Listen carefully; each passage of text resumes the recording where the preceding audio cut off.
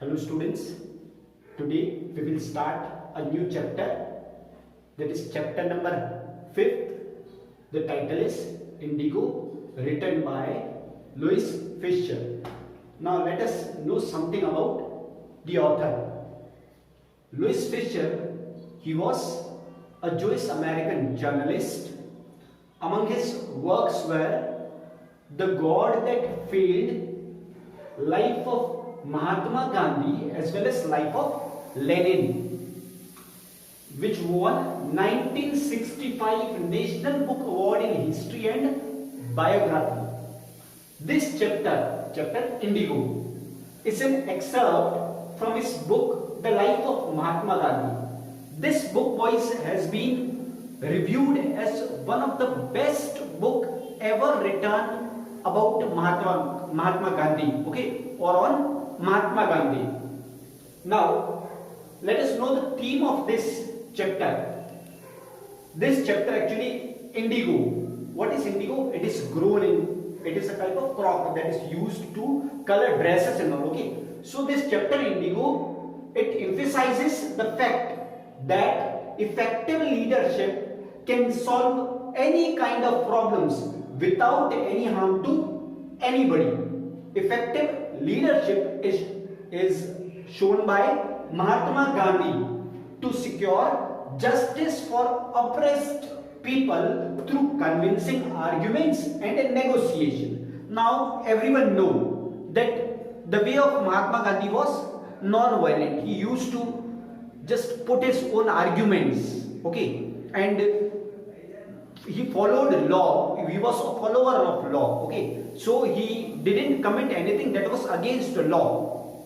Clear? And this is how he was successful in getting justice for the sharecroppers. This is what is there in this chapter. Now let us read something about this chapter in points.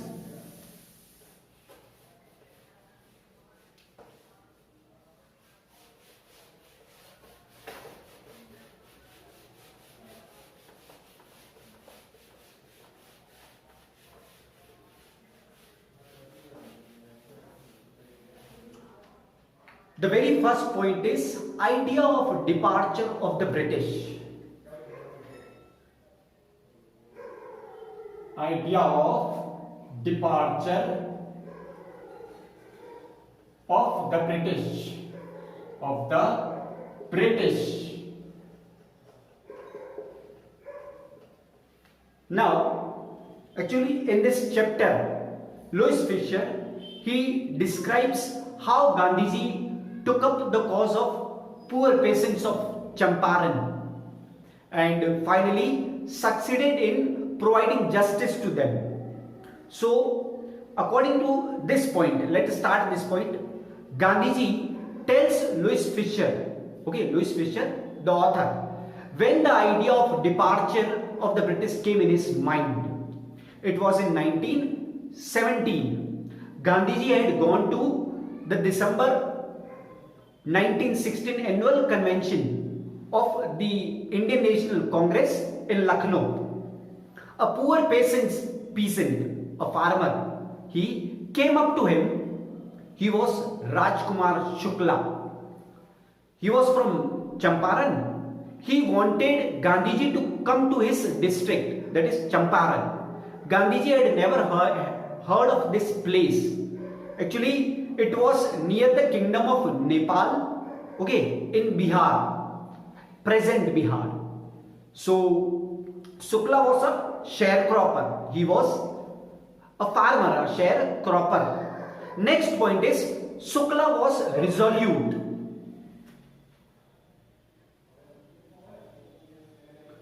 Shukla was resolute. Resolute here means determined. So, Rajkumar Shukla, even though he was illiterate, but he was resolute. He had come to the Congress session to complain against the injustice of the landlord system in Bihar. Now, Gandhiji had many appointments in Kanpur, as well as he had to go to other places throughout India. Okay, and Shukla what he did was he accompanied Gandhiji everywhere. He even followed him to his ashram in Ahmedabad. He begged Gandhiji for fixing a date. He begged that please fix a date so that you can come with me. Gandhiji was impressed. While Shukla was just coming every day, following him, was there every time, was determined. So Gandhiji was impressed by his determination. He asked Shukla to meet him in Calcutta, okay, and take him from there. In Calcutta, he waited till Gandhiji was free. Who waited? Shukla waited. Then the two boarded a train for Patna. There Shukla led him to the house of a lawyer named Rajendra Prasad. Okay. The next point is in Muzaffarpur.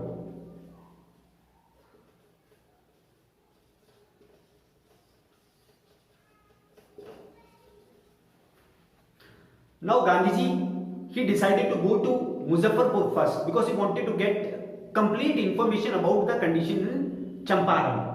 So Gandhiji stayed for 2 days in the home of Professor Malkani.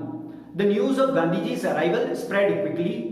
Sharecroppers from Champaran, they arrived on their foot to meet their champion. Muzaffarpur's lawyers, they called on Gandhiji to brief him. Now Gandhiji chided all those lawyers for charging huge fees from the poor sharecroppers. Okay. Next point, English landlords of Champaran.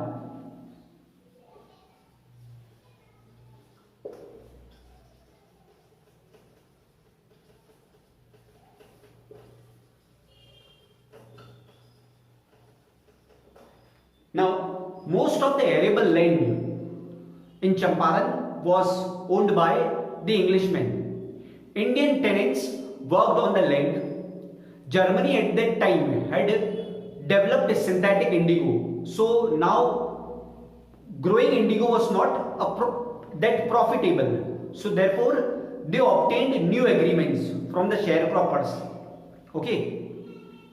And they were to pay to the landlords compensation, okay, for being released from the 15% agreement that was made earlier. According to the previous agreement, the English landlords compelled all the tenants to grow indigo on 15% of their land. Okay, that also was taken by them, and those who opposed were tortured by the bullies that were hired by the Englishmen. Meanwhile, the illiterate peasant saw through this trick of the Britishers, okay, of the landlords. They were not ready to pay the compensation. So those who had not signed, they were ready, okay, that they will not sign, and those who had already signed wanted their money back.